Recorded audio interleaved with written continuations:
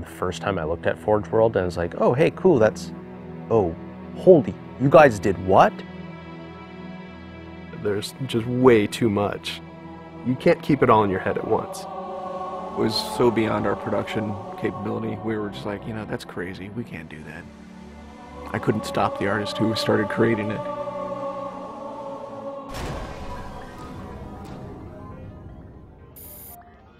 Forge is our editing tool that players can build their own maps. I mean, at its core, it's a map editor. We always had this vision right from the get-go, which is anyone can build anything. Giving the fans the tools, they can take it and run with it and make it their own. Forge World actually started as 5 separate maps. And I said, wouldn't it be cool if, like, you could play this and go over there, and then play over there if you wanted? And Forge World was born. There were a lot of people telling us that, no, you cannot ship this as one big map. We have this awesome new automatically generated LOD system called impostering that makes objects that are really far away really cheap to draw. We're pushing what we can do with the Forge budget, so that lets us have many more objects up on the screen at once, which lets us put more objects into Forge. Interesting to take the Banshee or Falcon out for a spin in Forge World. These actually takes a while to get from one end to the other. The second you come into this space, you should know that you're on Halo. Our old friend, the Forerunners, come back, because the Forerunners create all sorts of cool, interesting pieces of geometry. We wanted to give people a variety of locations that they could forge in a different way. So a gulch, an island, an interior, a very small outdoor pocket, and then the rock, which was kind of based off Ascension. Let's use a lot of interesting parts in it so that people can manipulate it or we can change it.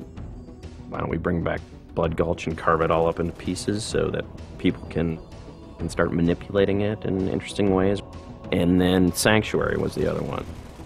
The Cage and Paradiso, that's just Chad and I playing with the map editor and actually building cool maps within Forge World. I mean, we were doing that exactly how the fans would do that. we definitely looked at what we did in Halo 3 and said, what can we learn from this? It's one thing to build just a stunning amount of map variants, but like nobody was expecting Forge art, I don't think. Like that was just a completely, whoa, what? The Rube Goldberg machines, yeah, those are everywhere. In Halo 3, it was cool that you could move things around, but it was still kind of clunky. And we're like, we have to make this better. What are some of the tricks that the community is using, and how can we make those not be tricks and just make those be tools? We took that stuff and made it like a real feature. There's normal, phased, and fixed. So normal is like Halo 3 style, you know, it bumps into stuff when you let it go and it falls to the ground and moves around and stuff. And fixed is the same thing, except when you let it go, it stays exactly where it was. And then phased is the coolest because it means that while you're editing the object, it's not actually interacting with the environment. You can put it through a wall, you can put it, you know, through other objects. Which changed everything for Forge, like immediately. It's much easier to build a Forge space. There's snaps and rotates and degrees and units that you can move things. You can be very precise.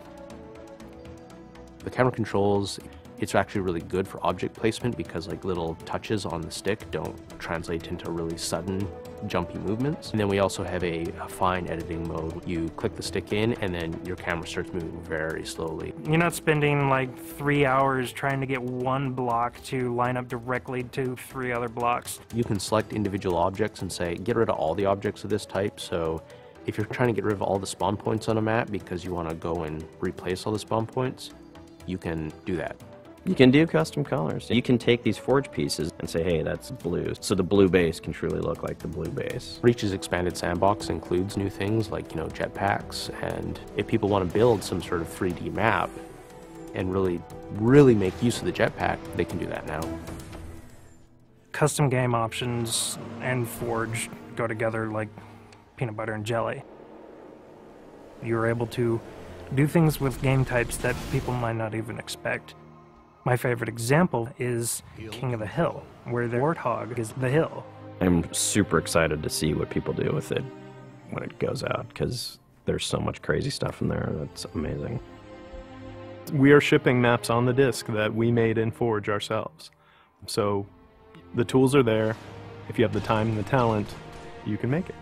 The community is just going to outstrip us and spank us.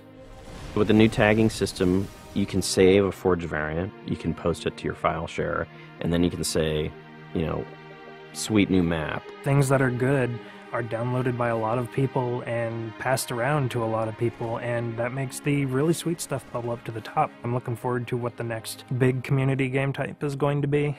We realized that Reach was our swan song to Halo, and what better way to do that than to let people do what we've been doing all along, which is creating new cool maps. It's nice to go out with a bang, and this is a pretty big one.